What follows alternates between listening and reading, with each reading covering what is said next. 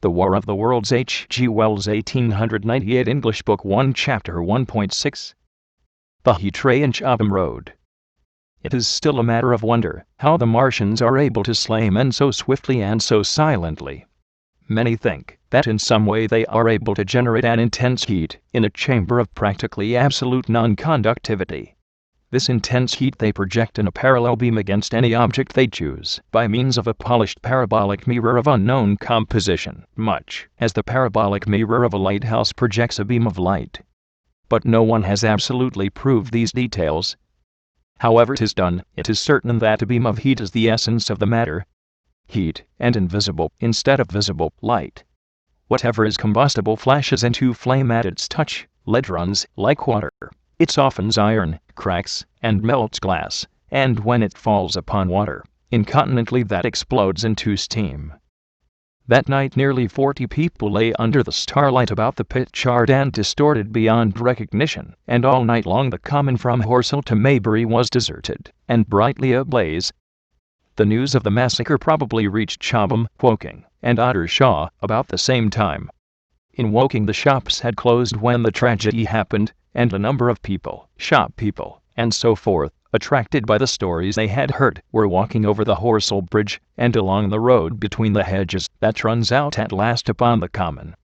You may imagine the young people brushed up after the labors of the day, and making this novelty, as they would make any novelty, the excuse for walking together, and enjoying a trivial flirtation.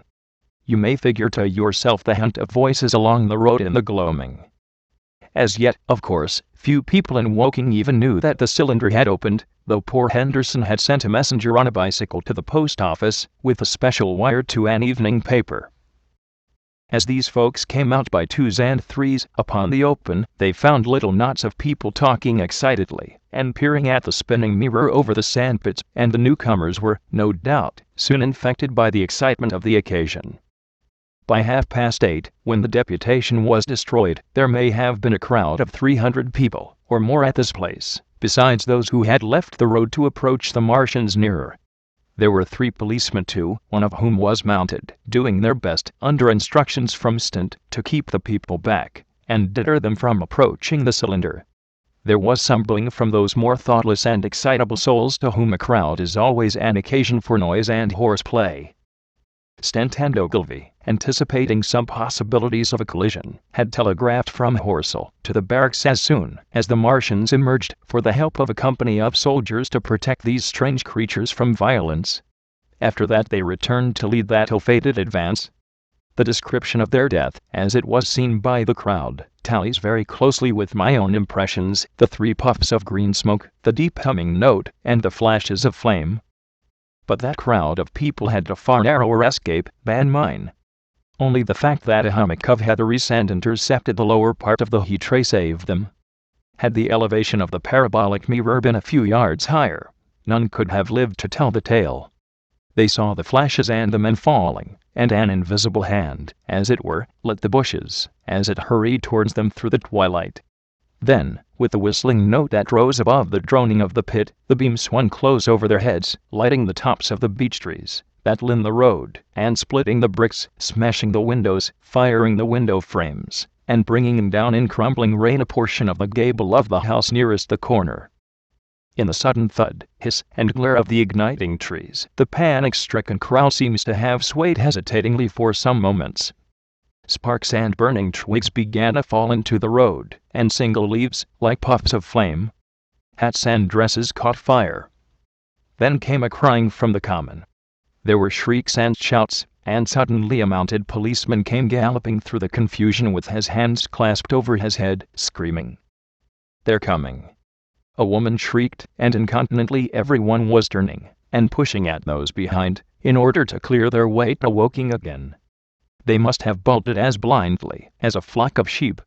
Where the road rose narrow and black between the high banks, the crowd jammed, and a desperate struggle occurred.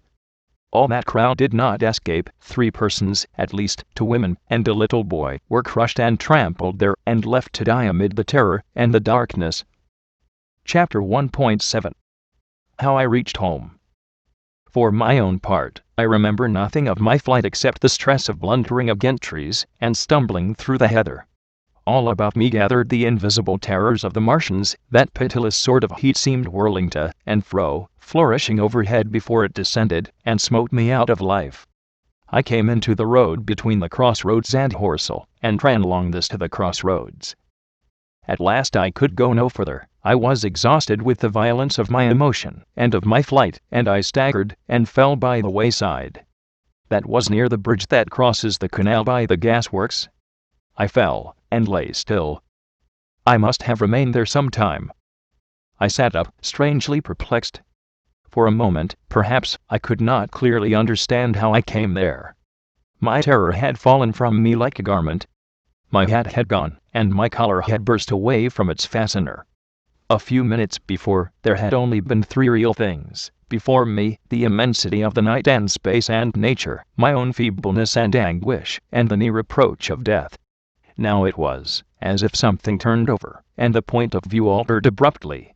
There was no sensible transition from one state of mind to the other. I was immediately the self of every day again, a decent ordinary citizen. The silent common, the impulse of my flight, the starting flames, were as if they had been in a dream. I asked myself, had these latter things indeed happened? I could not credit it. I rose and walked unsteadily up the steep incline of the bridge. My mind was blank wonder. My muscles and nerves seemed drained of their strength. I dare say I staggered drunkenly. A head rose over the arch, and the figure of a workman carrying a basket appeared. Beside him ran a little boy. He passed me, wishing me good night. I was minded to speak to him, but did not. I answered his greeting with a meaningless mumble, and went on over the bridge. Over the Maybury arch of train, a billowing tumult of white, firelit smoke, and a long caterpillar of lighted windows, went flying south, clatter, clatter, clap, rap, and it had gone. A dim group of people talked in the gate of one of the houses in the pretty little row of gables that was called Oriental Terrace. It was all so real and so familiar. And that behind me. It was frantic, fantastic. Such things, I told myself, could not be. Perhaps I am a man of exceptional moods. I do not know how far my experience is common.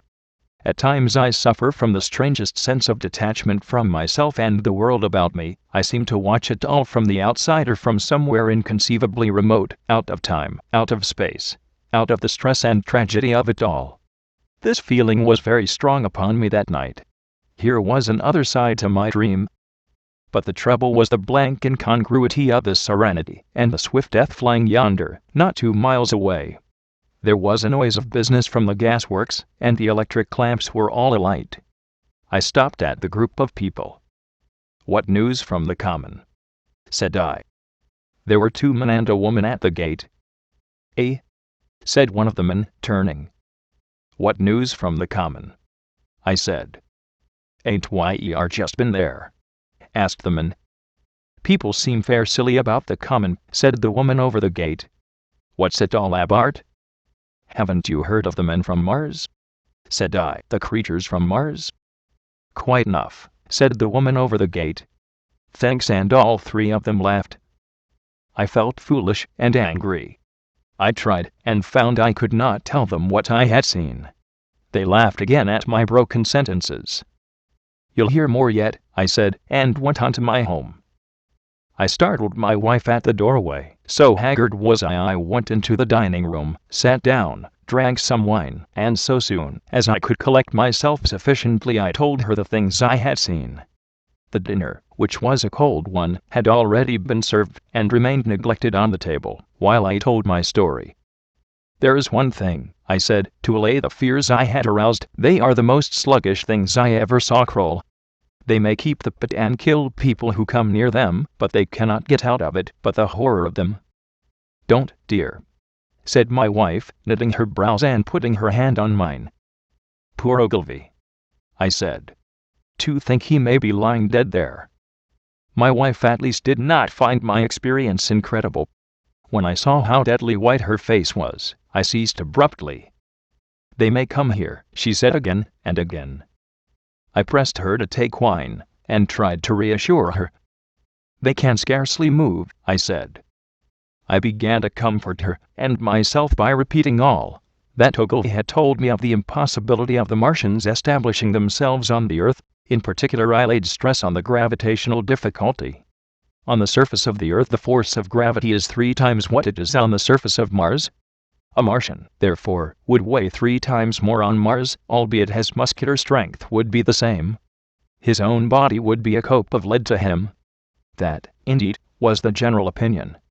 Both the Times and the Daily Telegraph, for instance, insisted on it the next morning, and both overlooked, just as I did, 2 obvious modifying influences.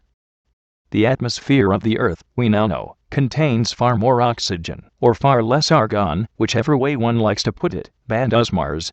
The invigorating influences of the success of oxygen upon the Martians indisputably did much to counterbalance the increased weight of their bodies. And, in the second place, we all overlooked the fact that such mechanical intelligence as the Martian possessed was quite able to dispense with muscular exertion at a pinch. But I did not consider these points at the time, and so my reasoning was dead against the chances of the invaders. With wine and food, the confidence of my own table, and the necessity of reassuring my wife, I grew by insensible degrees courageous and secure. "They have done a foolish thing," said I, fingering my wine-glass. "They are dangerous because, no doubt, they are mad with terror. Perhaps they expected to find no living things, certainly no intelligent living things. A shell in the pit," said I, "if the worst comes to the worst, will kill them all." The intense excitement of the events had no doubt left my perceptive powers in a state of verithism. I remember that dinner table with extraordinary vividness even now. My dear wife's sweet anxious face peering at me from under the pink lampshade, the white cloth with its silver and glass table furniture, for in those days even philosophical writers had many little luxuries, the crimson purple wine in my glass, are photographically distinct. At the end of it I sat, tempering nuts with a cigarette, regretting Ogilvy's rashness, and denouncing the short-sighted timidity of the Martians. So some respectable dodo in the Mauritius might have lorded it in his nest, and discussed the arrival of that ship full of pitiless sailors in want of animal food. "We will peck them to death tomorrow, my dear." I did not know it, but that was the last civilized dinner I was to eat for very many strange and terrible days. Chapter 1.8 Friday night. The most extraordinary thing to my mind, of all the strange and wonderful things that happened upon that Friday, was the dovetailing of the commonplace habits of our social order with the first beginnings of the series of events that was to topple that social order headlong. If on Friday night you had taken a pair of compasses and drawn a circle with a radius of 5 miles round the Woking sandpits, I doubt if you would have had one human being outside it, unless it were some relation of Stent, or of the 3 or 4 cyclists or London people lying dead on the common, whose emotions or habits were at all affected by the newcomers. Many people had heard of the cylinder, of course, and talked about it in their leisure, but it certainly did not make the sensation that an ultimatum to Germany would have done. In London that night, poor Henderson's telegram describing the gradual unscrewing of the shot was judged to be a canard, and his evening paper, after wiring for authentication from him and receiving no reply, "The man was killed," decided not to print a special edition. Even within the 5-mile circle the great majority of people were inert. I have already described the behavior of the men and women to whom I spoke. All over the district people were dining and supping, working men were gardening after the labors of the day, children were being put to bed, young people were wandering through the lanes love-making, students sat over their books. Maybe there was a murmur in the village streets, a novel and dominant topic in the public houses, and here and there a messenger, or even an eyewitness of the later occurrences, caused a whirl of excitement, a shouting, and a running to and fro, but for the most part the daily routine of working, eating, drinking, sleeping, went on as it had done for countless years, as though no planet Mars existed in the sky. Even at Woking Station and Horsell and Chobham, that was the case. In Woking Junction, until a late hour, trains were stopping and going on, others were shunting on the sidings, passengers were alighting and waiting, and everything was proceeding in the most ordinary way. A boy from the town, trenching on Smith's Monopoly, was selling papers with the afternoon's news. The ringing impact of trucks, the sharp whistle of the engines from the junction, mingled with their shouts of men from Mars. Excited men came into the station about 9 o'clock with incredible tidings and caused no more disturbance than drunkards might have done. People rattling London words peered into the darkness outside the carriage windows and saw only a rare, flickering, vanishing spark dance up from the direction of Horsell, a red glow, and a thin veil of smoke driving across the stars, and thought that nothing more serious than a heath fire was happening. It was only round the edge of the common that any disturbance was perceptible. There were half a dozen villas burning on the Woking border. There were lights in all the houses on the common side of the 3 villages, and the people there kept awake till dawn. A curious crowd lingered restlessly, people coming and going, but the crowd remaining, both on the Chobham and Horsell bridges.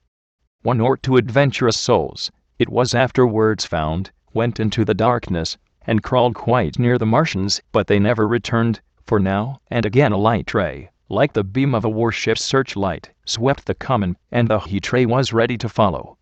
Save for such, that big area of common was silent and desolate, and the charred bodies lay about donnered all night, under the stars, and all the next day.